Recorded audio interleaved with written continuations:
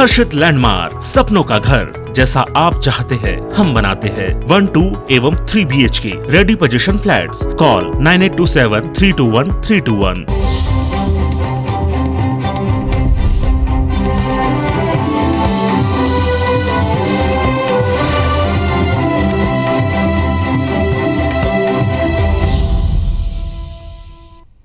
नमस्कार, स्वागत है आप सबका। मैं हूं पुनीत पाठक और मध्य प्रदेश की दिन भर की अब तक की बड़ी खबरें विस्तार से देखते हैं। सबसे पहले बात उपचुनाव की।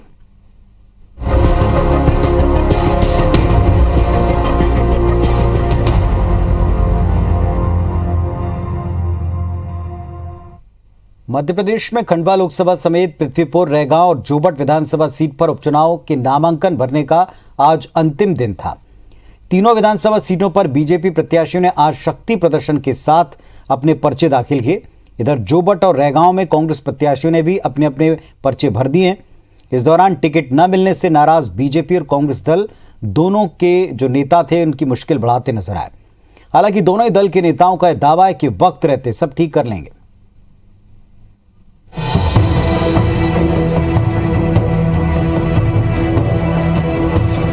तस्वीरें बीजेपी प्रत्याशियों के नामांकन की।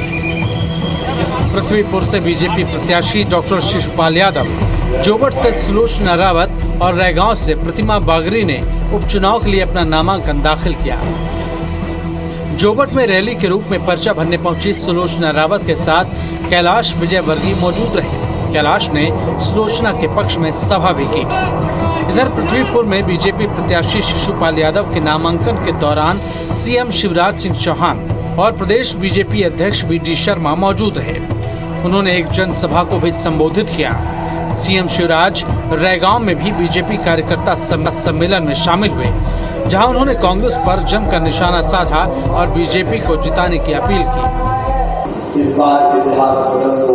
मैं तुम्हें विश्वास दिलाता हूं, मैं विकास का नया इतिहास रच के आपको देता हूं। भारतीय जनता पार्टी ने हमेशा विकास किया है, आज भी हम विकास करेंगे। यहाँ से जब सुलोचना बहन जी हमारी विधायक बनकर जाएगी तो जिले की विकास जो रुका हुआ है वो निश्चित रूप से बढ़ेगा। गर्ल्स एम्पावरमेंट को लेकर इस चुनाव में जाने के लिए प्रयासरत हूँ कि गर्ल्स एम्पावरमेंट मेरा पहला मुद्दा रहेगा। कांग्रेस की बात करें तो जोबट से कांग्रेस प्रत्याशी महेश पटेल ने पर्चा भरा। उनके साथ कांतिलाल भूरिया मौजूद रहे। वहीं रैगांव से कांग्रेस प्रत्याशी कल्पना वर्मा ने भी अपना नामांकन दाखिल किया।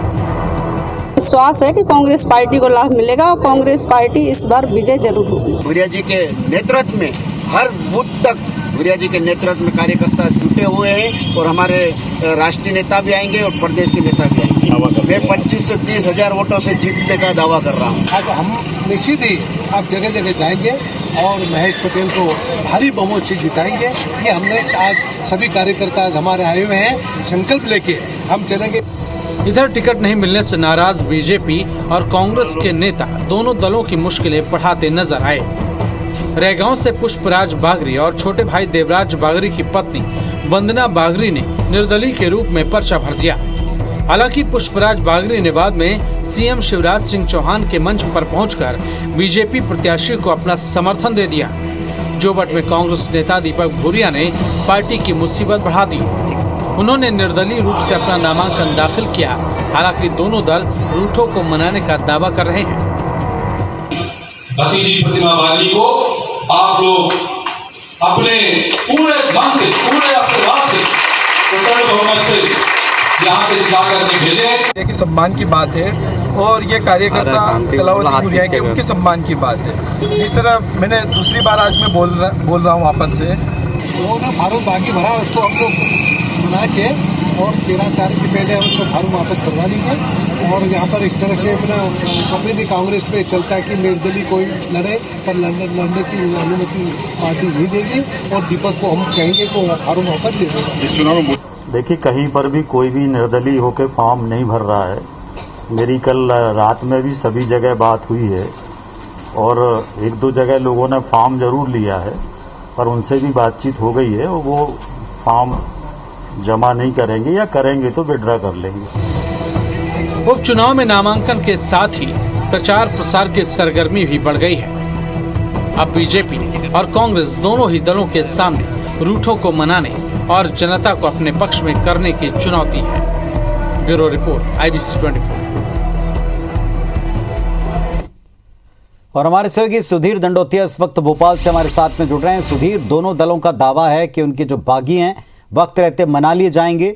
इस मामले में मुश्किल किसकी ज्यादा बढ़ सकती है या किसको आगे जाके ज्यादा चुनौतियां मिल सकती हैं?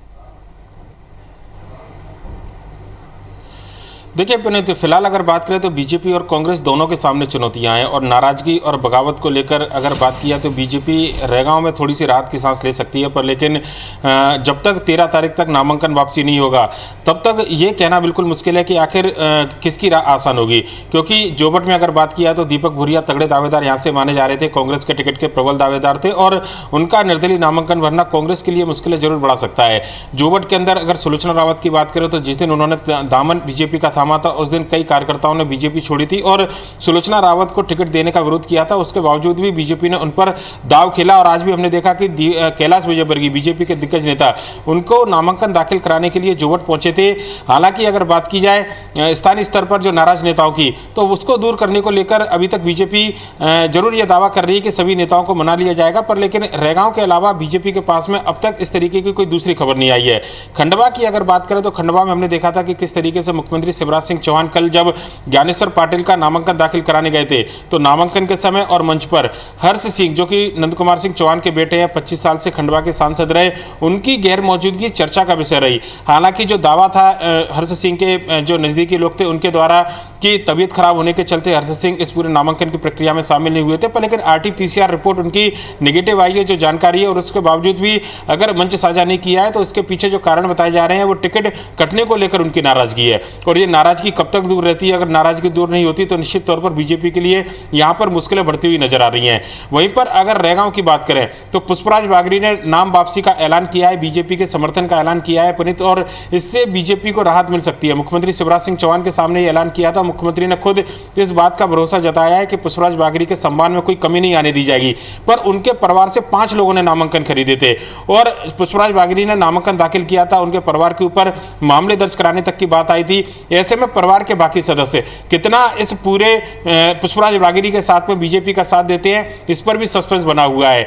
खंडवा में एक और बड़ा नाम अगर अरुण यादव की बात करें तो आज मुकेश नायक का एक वीडियो जो सोशल मीडिया पर वायरल हुआ था कि पिछले 1 साल से अरुण यादव यहां पर लगातार तैयारी कर रहे थे और उसके बाद अचानक उन्होंने नाम वापस लिया है। ऐसे में पूरे मन से वो कांग्रेस को जिताने के लिए काम कर रहे हैं, इस बात को लेकर भी सवाल खड़ी की जा रहे हैं। लिहाजा राह आसान नहीं है कांग्रेस और बीजेपी के लिए। 13 तारीख तक का इंतजार करना होगा। 13 तारीख नामांकन वापसी का आखिरी दिन है और उस समय जो प्रत्याशी मैदान में बचेंगे उसके आधार पर यह तय होगा कि आखिर आने वाले उपचुनाव में किसकी राह आसान होगी और किसके लिए मुश्किलें जो है वो खड़ी होने वाली हैं। पुनीत, चलिए तो ये देखना होगा कि दरअसल कौन सा दल वाकई में ये जो बागी हैं उनको वक्त रहते मना पाता है या बागी किसके लिए ज़्यादा मुश्किल खड़ी करते हैं। जहाँ सुधीर कह रहे हैं कि 13 तक का इंतजार करना पड़ेगा। शुक्रिया आपका सुधीर इस पूरी जानकारी के लिए, अपडेट के लिए। इधर खंडवा लोकसभा उपचुनाव में बीजेपी नेता भले ही अपनी जीत के दावे करते हों, लेकिन मंत्री विजय शाह कांग्रेस प्रत्याशी राजनारायण सिंह को चुनौती मान रहे हैं। उनका कहना है कि कांग्रेस प्रत्याशी कमजोर नहीं है, मानधाता में उनकी अच्छी पकड़ है। वो मानधाता से हैं और 3 चुनाव लड़ चुके हैं। हालांकि उन्होंने बीजेपी की जीत का दावा फिर भी किया है।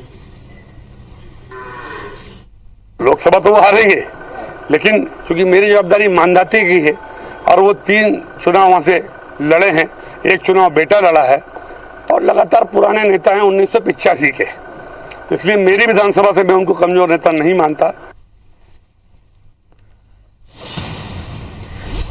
वहीं बुरहानपुर खंडवा लोकसभा उपचुनाव में भाजपा के उम्मीदवार ज्ञानेश्वर पाटिल बनने के बाद स्वर्गीय नंद कुमार सिंह चौहान के गृहनगर शाहपुर पहुंचे और वहां उनकी समाधि पर माल्यार्पण कर आशीर्वाद लिया। इस दौरान नंदू भैया को याद कर वो भावुक हो गए और रो पड़े। ज्ञानेश्वर पाटिल 25 साल से नंदू भैया के कट्टर समर्थक रहे। उनका भावनात्मक वीडियो सोशल मीडिया पर जमकर वायरल हो रहा है। ज्ञानेश्वर पाटिल के साथ उनकी पत्नी जयश्री ठाकुर भी मौजूद हैं। वो रहते हैं और आशीर्वाद देते हैं, मुझे बहुत खुशी होती है।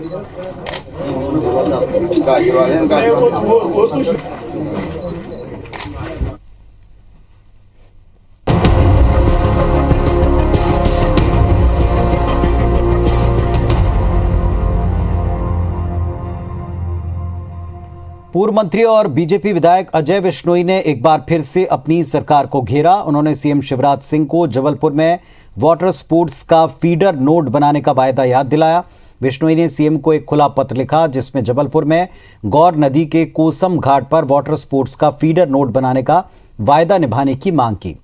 दरअसल कोसम घाट के पास गौर नदी का करीब 8 किलोमीटर लंबा और 300 फीट चौड़ा पाट है, जहां साल भर पानी रहता है। भारतीय सेना वाटर रेसिंग प्रैक्टिस करती है। बिश्नोई के मुताबिक साल 2014 में उनकी पहल पर सीएम शिवराज सिंह ने जबलपुर के सैन्य अधिकारियों से मुलाकात की थी और कोसम घाट की इस जगह पर एमपी वाटर स्पोर्ट्स का फीडर नोड बनाने का वायदा किया था। अब 7 साल बाद भी इस वायदे को निभाया नहीं गया, तो पत्र लिखकर अजय बिश्नोई ने उनको ये वायदा याद दिलाया। इस वक्त पर उनका दर्द भी छलका। उन्होंने कहा कि अभी जबलपुर शासन की प्राथमिकता में ये है ही नहीं, लेकिन उनकी कोशिश होगी कि जबलपुर को उसका अधिकार दिलाएं जिसका जबलपुर हकदार है।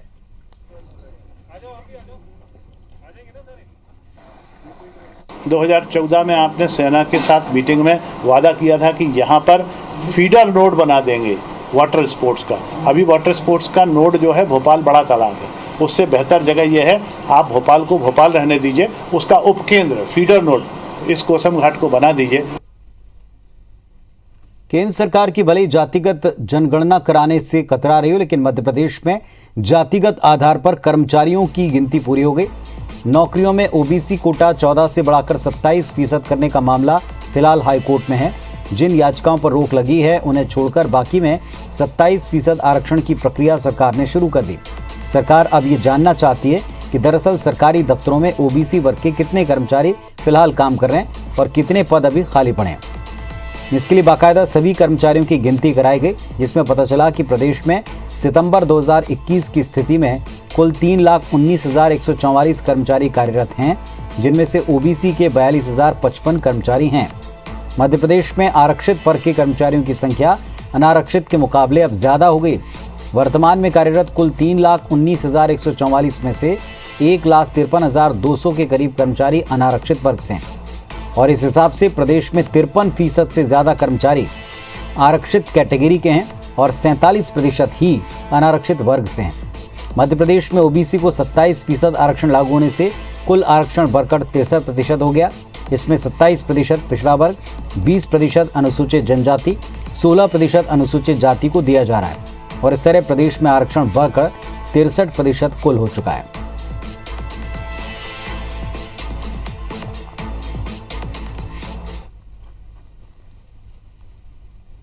मध्य प्रदेश में व्यापम घोटाले की तर्ज पर एक और भर्ती परीक्षा में बड़ी गड़बड़ी का मामला सामने आया। मामला शिक्षक भर्ती परीक्षा वर्ग 1 का है। साल 2018 में आयोजित हुई इस परीक्षा में चयनित सूची में टॉपर्स तक के नाम गायब हैं, तो कई चयनित अभ्यर्थियों का सूची से नाम गायब है। इनमें कई अभ्यर्थियों के नाम चयन की पहली सूची में शामिल थे। राजधानी भोपाल स्थित लोक शिक्षण संचालनालय में आज कई जिलों के चयनित अभ्यर्थियों ने प्रदर्शन किया, साथ ही अपना विरोध भी दर्ज कराया। अभ्यर्थियों का दावा है कि ऐसे पीड़ितों की संख्या 1000 से पार है, जिनके साथ बड़े स्तर पर गड़बड़ी की गई।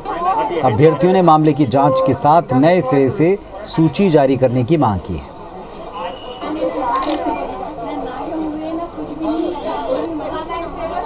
मध्य प्रदेश में एक बार फिर शिक्षकों की जो भर्ती है उसमें एक गड़बड़ी का बड़ा मामला सामने आया है। मामला है शिक्षक भर्ती 1 का और 2018 में ये एग्जाम यहाँ पर हुआ था और उसके बाद अब इन सूचियों में से जो चयनित शिक्षक थे उनके नाम यहाँ पर गायब हो गए। सबसे पहले बात हम इनसे यहाँ पर करेंगे, आपके कितने मार्क्स थे और क्या हुआ बताइए। जी सर, मेरा नाम दुर्गेश कुमार जाटव है, मैं सीपरी जिले से हूँ। मैं एससी वर्ग से आता हूँ। मेरे मार्क्स 102.4 थे, लेकिन मुझे जब मेरा वेरिफिकेशन हुआ सीपरी डिस्ट्रिक्ट में तो मुझे होल्ड पर रख दिया। इसके बाद में फिर उन्होंने मुझे बाद में जो 18 तारीख में रिजेक्ट कर दिया, लेकिन मुझे सेम डिग्री मानकर रिजेक्ट कर दिया, जबकि मेरे ऐसे प्रकरण मेरे जैसे कम से कम 20 लड़कों के उन्होंने सिलेक्शन लिस्ट में और स्कूल जॉइनिंग कर दी है। मैं ओबीसी से हूँ, मेरा नाम मनीषा है और मेरी 339 रैंक है। वर्ग 1 मैंने पास किया था। 3 साल से मैं नियुक्ति का इंतजार कर रही हूँ। मेरा नाम भी आया मेरिट लिस्ट में, लेकिन फाइनल में नहीं आया है। बड़ा गड़बड़ी यहाँ पर जो है वो सामने निकल कर आती है कि सूची में जो टॉपर हैं उनके नाम भी यहाँ पर गायब हैं। तो कई अभ्यर्थी इस बात को लेकर चिंतित हैं कि उनका सिलेक्शन तो यहाँ पर हुआ था, लेकिन सूची में से उनका नाम गायब कर दिया गया है। ऐसा ही एक मामला व्यापम में भी सामने आया था, जिसकी तर्ज पर यह मामला भी यहाँ पर दिखाई देता है। देखना होगा कि शासन और प्रशासन इस पूरे मामले पर आखिर क्या अमल ले पाता है और इन चयनित अभ्यर्थियों को आखिर कब न्याय मिल पाता है। कैमरा मैनेजर मालविक साह, शिखिल व्यवहार, IVS24 भोपाल। चलिए देखते हैं बिग न्यूज। शाहरुख खान के बेटे आर्यन की जमानत याचिका खारिज हो गई। किला कोर्ट ने कहा कि उसे जमानत याचिका पर सुनवाई करने का अधिकार नहीं। जमानत के लिए आर्यन को सेशंस कोर्ट में अपील करनी होगी। आर्यन के साथ क्रूज शिप पर ड्रग्स पार्टी करने के आरोप में फंसे अरबाज मर्चेंट और मुनमुन धमीचा की भी जमानत याचिका खारिज कर दी गई।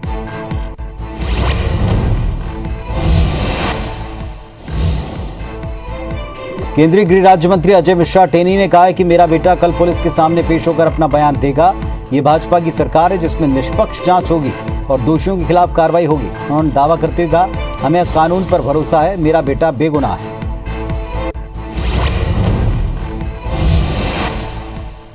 राम रहीम डेरे के मैनेजर रणजीत सिंह के हत्याकांड मामले में दोषी पाया गया है। आज पंचकुला की CBI कोर्ट ने फैसला सुना दिया। राम रहीम को 12 अक्टूबर को सजा सुनाई जाएगी। राम रहीम फिलहाल हरियाणा की रोहतक जेल में बंद है।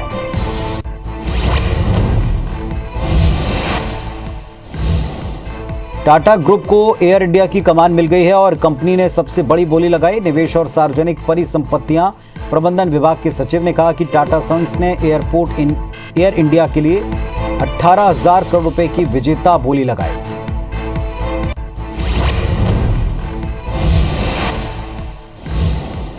पीएम मोदी को देश विदेश और खिलाड़ियों से मिले तोहफों की नीलामी खत्म हो चुकी है। इस नीलामी में सबसे ज्यादा बोली गोल्डन बॉय नीरज चोपड़ा के भाले की लगाई गई। भाले के लिए 1.5 करोड़ रुपए की बोली लगाई गई। बता दें कि इस ई नीलामी की शुरुआत 17 सितंबर से हुई थी।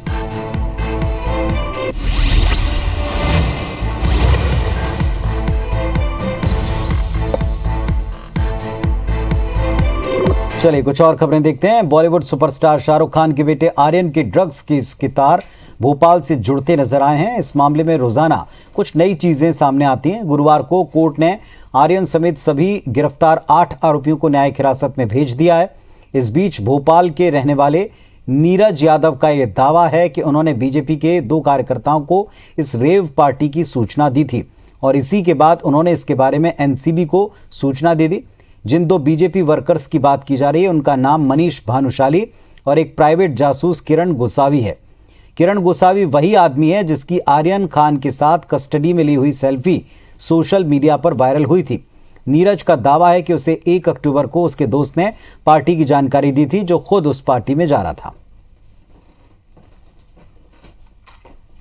फ्रेंड थे जो उस पार्टी में जाने वाले थे, उनके द्वारा मुझे सूचना मिली 1 अक्टूबर को शाम को 5 बजे, जिसकी जानकारी मैंने जो मेरे मित्र हैं मनीष भानुशाली उनको दी। उन्होंने बात की वहाँ किसी अधिकारी से। फिर वो अहमदाबाद में थे उस समय 1 अक्टूबर को। फिर वहाँ से रात में 9 बजे अहमदाबाद से निकले, फिर मुंबई पहुँचे। वहाँ जाकर पूरी टीम के साथ उस कार्रवाई में भाग लिया। धार जिले में एक बार फिर से महिला के साथ बर्बरता की तस्वीर सामने आई, जहां अंधविश्वास के चलते लोगों ने महिला को निर्वस्त्र कर उसके साथ मारपीट की। मामला मंडला थाने के मांडवी का है, जहां महिला के साथ केवल इसलिए बर्बरता की गई क्योंकि लोगों को शक था कि महिला जादू टोना करती है और इसके कारण उनके परिवार के एक सदस्य की तबीयत बिगड़ गई।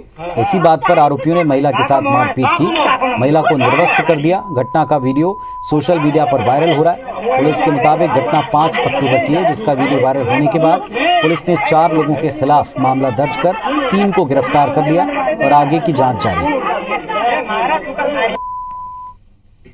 जो झगड़ा है वो इस चीज़ का था कि जो आरोपी पक्ष है उनका कहना था कि जो महिला की नज़र लगने से उनके घर में कुछ लोग बीमार हैं और इस तरह के अंधविश्वास को लेकर उन्होंने महिला के साथ मारपीट की है और हरकत की, जिसके कारण पुलिस ने अपराध पंजीबद्ध करके 4 में से 3 आरोपियों को अरेस्ट कर लिया है।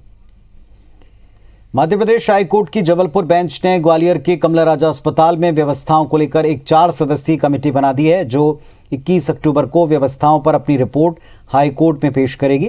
कमला राजा अस्पताल में पिछले दिनों दिमागी बुखार और दूसरी बीमारियों से बच्चों की मौत और एक बेड पर 2 से 3 बच्चों को भर्ती करने को लेकर एक जनहित याचिका लगाई गई थी, जिस पर सुनवाई करते हुए हाईकोर्ट की बेंच ने हॉस्पिटल के बाल एवं शिशु विभाग के हालात में सुधार के आदेश दिए और अब आदेश के बाद हालात में क्या सुधार किए गए, इसकी जांच करने के लिए कमेटी बनाई।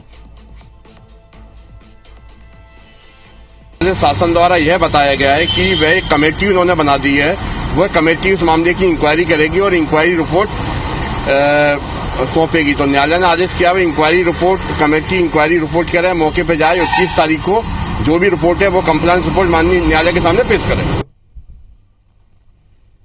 तो इस बुलेटिन में फिलहाल इतना ही। खबरों और अपडेट्स के लिए आप देखते रहें IBC 24। नमस्कार।